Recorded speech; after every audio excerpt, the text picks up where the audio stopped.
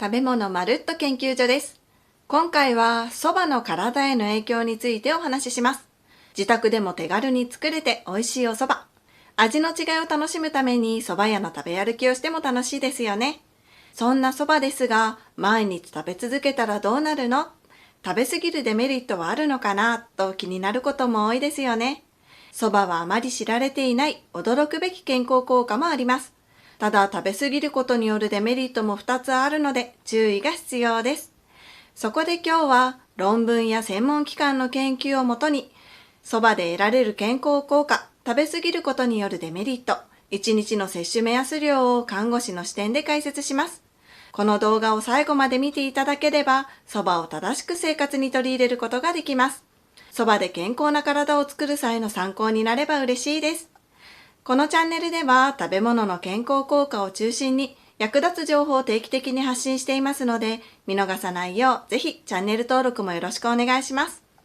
それでは蕎麦を毎日食べるとどうなるのか、蕎麦の健康効果からいってみましょう。蕎麦の健康効果一つ目は認知症の予防です。蕎麦にはポリフェノールの一種であるルチンが含まれています。このルチンは強い抗酸化作用や抗炎症作用を持っているので、認知症発症の原因になる脳の酸化や炎症を抑えてくれる効果が期待できます。また蕎麦には認知機能を維持するビタミン B1 や葉酸が含まれていることも認知症予防に一役買ってくれる理由です。宮崎大学の研究者たちが行ったラットを使った実験でも、ルチンが記憶能力低下を抑制することや、アルツハイマー病や加齢による脳の海馬障害に対して有益な作用を持つ可能性があると発表しています。蕎麦の健康効果2つ目は血管疾患の予防です。蕎麦に含まれているルチンは血栓ができることを防いで血液の流れをスムーズにする働きや毛細血管を強く丈夫にする作用があるので血管疾患の予防効果が期待できます。またルチンは抗酸化作用と抗炎症作用を持っていて血管の健康に悪影響を与える酸化ストレスや炎症を軽減することもできるんです。中国の北京心臓肺血管疾患研究所で行われた研究でも、ルチンは血小板などが異常に集まって塊を作ることを抑制する可能性があると発表しています。ルチンが血栓を作るリスクを下げてくれるというわけですね。ちなみに農畜産振興機構によると、ルチンの1日の必要量は25から 50mg となっているので、1日1回蕎麦を食べれば十分な量を摂取できるという計算になります。蕎麦の健康効果3つ目は疲労回復です。蕎麦には糖質をエネルギーに変えるときになくてはならないビタミン B1 が豊富に含まれていて、蕎麦粉の状態で白米の5倍から6倍ものビタミン B1 が含まれているんです。ビタミン B1 を摂るとエネルギーがスムーズに作られることで疲労回復効果が期待できます。また蕎麦に含まれるビタミン B6 はタンパク質の合成や分解を調整して疲労した筋肉を修復するのに役立ちます。運動の後や食欲のない時でも、蕎麦ならつるっと食べられてエネルギー補給をすることができるのも嬉しいポイントですね。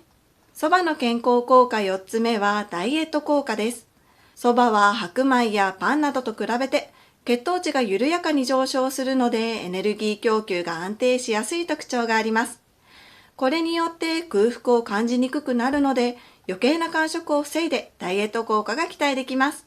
また蕎麦にはヘミセルロースという不溶性食物繊維が含まれていて、このヘミセルロースは水分を吸収して膨らみながら胃や腸の中をゆっくり移動します。消化スピードが緩やかなので満腹感が続いて食べ過ぎを防ぐ効果が期待できるんですね。他にも蕎麦には豊富なタンパク質が含まれているので、ダイエット中の代謝低下を防いでくれる効果も期待できます。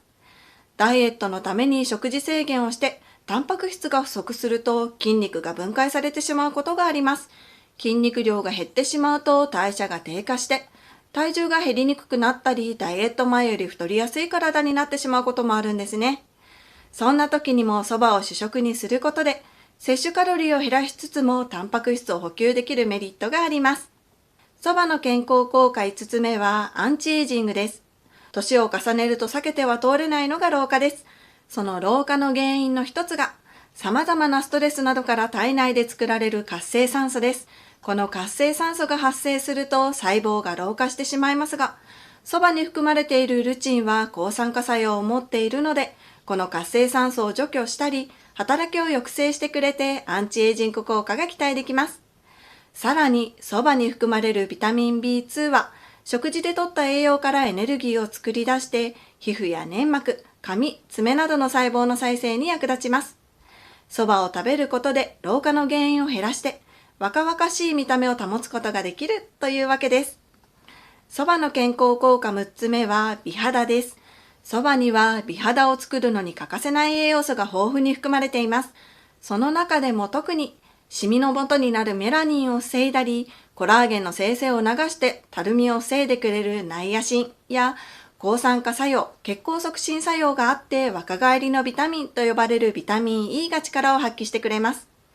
また他には活性酸素を抑えて肌の老化を防ぐルチンや美肌の大敵である便秘を防ぐ食物繊維、コラーゲンの生成に役立つタンパク質なども含まれているので、そばは様々な角度から美肌作りをサポートしてくれるんですね。そばの健康効果7つ目は肝機能改善です。そばには肝臓の機能を強化してくれるコリンという成分が含まれていて、コリンは肝臓に脂肪が沈着するのを防いで、脂肪肝を予防すると言われています。また、そばに含まれるルチンは、肝臓が体内の栄養素や物質を処理するときに生じる活性酸素を除去する力を持っています。活性酸素が過剰になると、細胞にダメージを与えることがありますが、ルチンの助けによって肝臓の負担が軽減されて、肝機能の改善をサポートしてくれるというわけです。そばの健康効果8つ目は、心臓の健康維持です。そばには水溶性と不溶性、両方の食物繊維が豊富に含まれています。特に水溶性の食物繊維はコレステロールの吸収を抑える効果があって、血液中の悪玉コレステロールを減少させて、心臓疾患のリスクを低くしてくれる可能性があります。また、そばに含まれているルチンは抗酸化作用があるので、血管にダメージを与えて、動脈硬化の進行を促す活性酸素を除去して、心臓の健康をサポートしてくれます。そしてさらに、ビタミン B1 が不足すると心臓の機能が落ちてしまって心疾患の原因になりますが、そばにはビタミン B1 も豊富に含まれています。そばの様々な栄養素が心臓の健康を維持してくれるというわけですね。このようにそばには様々な健康効果があります。毎日食べることでその健康効果も高くなります。でも食べ過ぎには注意が必要です。そんなそばを食べ過ぎた場合のデメリットをお話しします。そばを食べ過ぎるデメリット1つ目は消化不良です。そばは脂質や食物繊維が含まれていて、消化に時間がかかる食品です。胃腸に長くとどまるので、そばを食べ過ぎると胃もたれや消化不良の症状が出る可能性があります。しかもそばは喉越しもいいので、噛む回数が少なくなりがちです。咀嚼回数が少ないとより消化に時間がかかるので、胃腸への負担も増してしまいます。胃腸がもともと弱い人、胃腸が弱っているときはそばを大量に食べるのは控えた方がいいですね。そばを食べ過ぎるデメリット2つ目は塩分の摂りすぎです。そばはうどんに比べると塩分が少ない麺類ではありますが、そば1束 0.3g、麺のつゆにも 100ml あたり 3g から 4g の食塩相当量が含まれていて、食べ過ぎると塩分を摂りすぎてしまいます。塩分の摂りすぎは血圧上昇や生活習慣病の原因になってしまうので注意が必要です。減塩の麺つゆなどうまく活用するといいですね。このようにどんなに体にいい食材でも食べ過ぎると様々なデメリットがあります。1日2日そばを摂りすぎたからといってすぐに健康に悪影響が出るわけではありません。ただ長期的に食べ過ぎると体に問題が出てくる場合があります。それではそばの適正量はどのくらいなのか。主食の適正量は年齢や性別、運動レベルによって変わってきますが、農林水産省の食事バランスガイドを参考にすると、1日分の主食としてゆでそば1杯 300g を3食食べても問題ないという計算になります。ただ、そばを食べる時のつゆの塩分には注意が必要です。つゆの使い方にもよりますが、例えばざるそばのつゆ 100ml には 3g から 4g の食塩相当量が含まれています。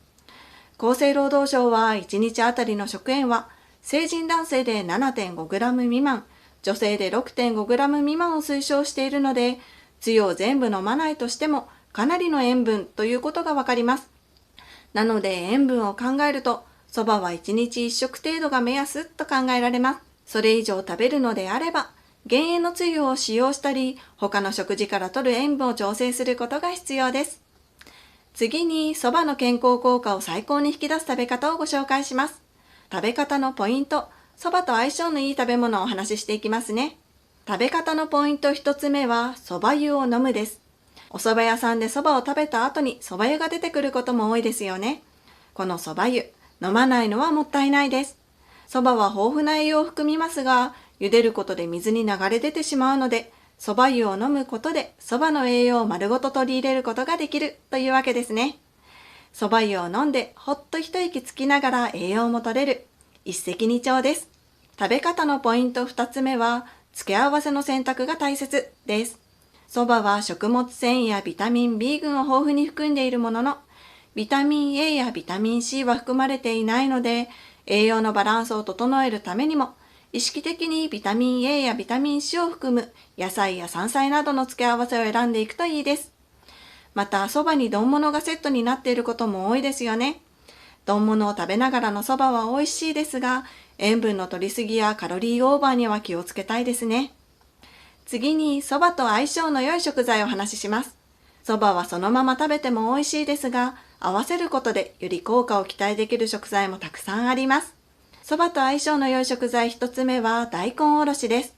大根おろしには消化酵素が豊富に含まれているので、比較的消化に時間のかかる蕎麦と相性がいいです。また大根おろしに含まれているビタミン C と蕎麦に含まれるルチンは作用を補い合う性質があります。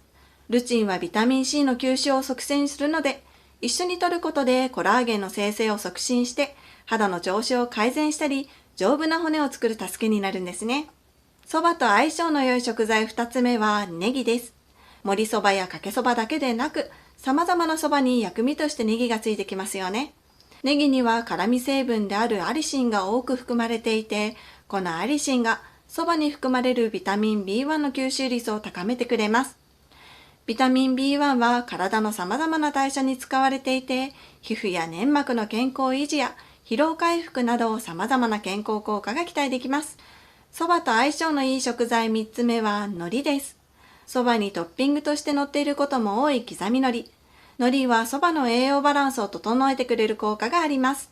海苔はビタミン A、鉄分、カルシウム、ミネラル類を豊富に含んでいます。蕎麦にもビタミン類は含まれていますが、ビタミン A は含まれていないので、蕎麦と海苔を一緒に食べることで、それぞれの栄養素を余すことなく取り入れられるので、より健康効果が高くなります。今回は蕎麦の健康効果など、体に与える影響についてお話ししました。何事も適切な量の摂取とバランスが大切です。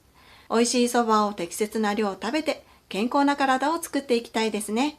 また、特定の疾患がある方は、医師の指示のもと摂取するようにしてください。あなたが健康な毎日を送れるよう願っています。この動画がためになったら高評価、チャンネル登録していただけたら嬉しいです。ご視聴ありがとうございました。